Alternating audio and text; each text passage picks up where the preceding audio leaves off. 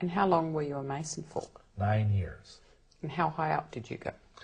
Well, I went through the typical Blue Lodge degrees, went through York Rite all the way up to the Knights Templar Commandery, went through the Scottish Rite all the way up to 32nd degree, and at that time, then I was considered worthy to get into what is called esoteric Freemasonry, which most American Masons don't even know exists. And in that organization, I was admitted into the Rite of Memphis Mitzrayim, and I went up to 90th degree, which a lot of Masons, if they even hear that, they will, their false teeth will fall out of their heads. But there are actually at least 97 degrees in the higher level esoteric rites. From your experience? From my experience. I've actually heard there's 360 degrees with Satan at the top. Do you know if that's true or not? I have no idea if that's true or not. I have heard that too, but for my information, I can only speak to that there's 90. Right. Were you surprised when you found that there were more than 33 degrees? No, not really. See, here's how this works. When I went through the Masonic rituals, I had the spirit guides in my ear whispering things, telling me to do things, telling me to answer certain things in certain ways. Because I did that, I was identified by the leadership of the Grand Lodge of the state of Wisconsin that I was someone a little bit extraordinary. And the spirit guides kept prompting me with these things.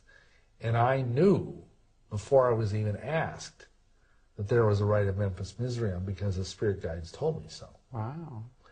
And see, that's one of the ways in which I ultimately got contacted by the Illuminati, is because the spirit guides had given me certain key things to say, key things to do, even gestures to make, stuff like that, that would identify me as being someone who was worthy of more light. Because see, that's what they promise in all the Masonic degrees.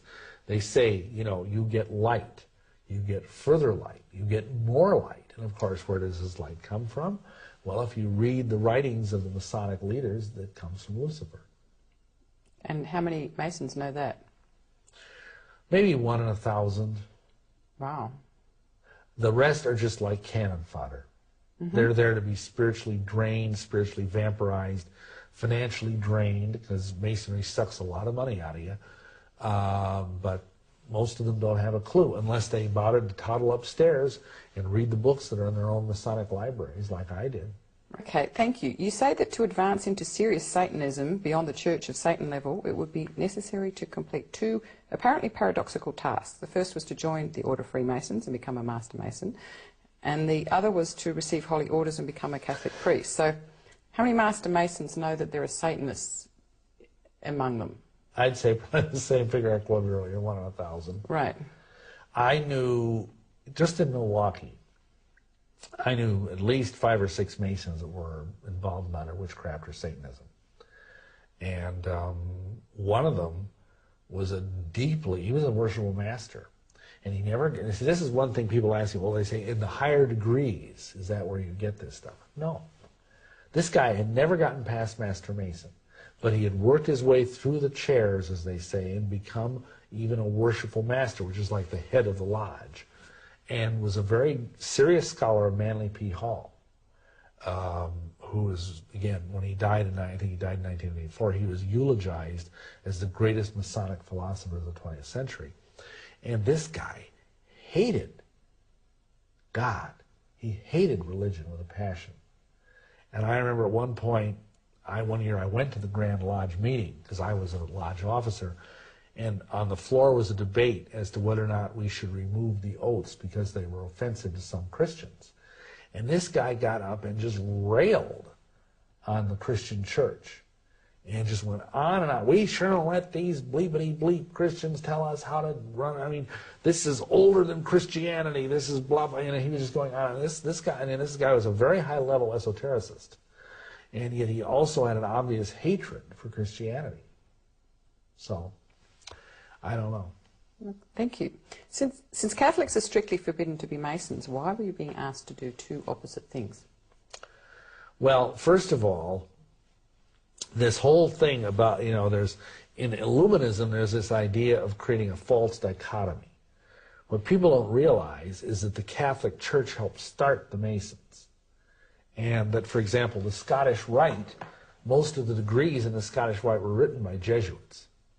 So even though there is this apparent antipathy between the Masons and the Catholics, to the point that up until John Paul II's reign, if you became a Mason, you were Roman Catholic, you were de facto excommunicated, just like that.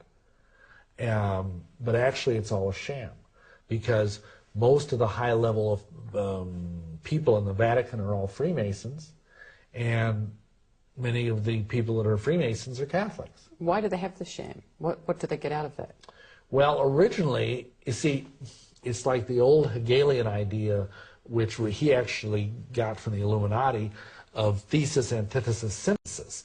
You have two opposing things, and they fight, and they come together, and they create a, and in this case, the idea would be to create a one-world religion out of these two opposites. The two things come together, and they merge. And that's actually happening right now before our very eyes. Because, for example, I don't know this, but I have serious reason to believe that the new Pope is in fact a Freemason. The old Pope who just died was a Freemason. The Pope before him was a Freemason. How do you know the Pope that? before him was not only a Freemason, but a Rosicrucian. How do you know that? Well, the Angelo Roncalli, who was John the 23rd, he was a member of a very high-level Rosicrucian Masonic order. There are records to that effect, and that's been documented in a book called The Broken Cross. I forget the author, but you can look it up on the internet, I'm sure. Paul VI created, he enlarged the College of Cardinals. And just by coincidence, almost all the cardinals, he took archbishops and made them cardinals. That's what the Pope does. Almost every one of those cardinals, those new cardinals, were Freemasons. Now, by inference, we can assume that he was probably a Freemason, but that's only circumstantial. When John Paul II was shot, he gave the Grand Masonic Hailing Sign of Distress. Oh, okay. Which is what Masons do when they're in dire straits. Also, John Paul II is the Pope who issued the bull, which is what, like a papal decree, it's called a papal bull, that basically removed the ban on Freemasonry. Oh, okay. Which is also somewhat telling. So, to answer your question, the antipathy there is more fudgy. Wow. So the actual secret is that Masonry is a sex cult. Wow. And that's why they wear their apron over their Holy of Holies. Just like there's a veil in the Temple of Solomon that covers the holy place where the Ark of the Covenant is. Well, this is the Holy of Holies of the Mason. That's why Masonic monuments are obelisks. Like Washington's monument, the largest obelisk in the world. He was a Freemason. It's a giant phallic symbol. It's all there for everyone to see. That is what the Masons mean by resurrection. Wow. If you go to a Masonic funeral, they talk about the sure and certain hope of the resurrection. That's not, when they say that word, they don't mean what all the nice, Christian people sitting in their chairs think they mean. They're talking about the fact that the phallus dies and then rises again. Wow, thank you. Mm-hmm. What are some of the problems with Freemasonry? Well, I think some of it would be rather obvious, but right. Well, basically, it's its own religion. It's a religion which does not honor Yeshua, Jesus Christ, and it is a religion that demands people that they do things that are contrary to the commandments of God. And let me explain that.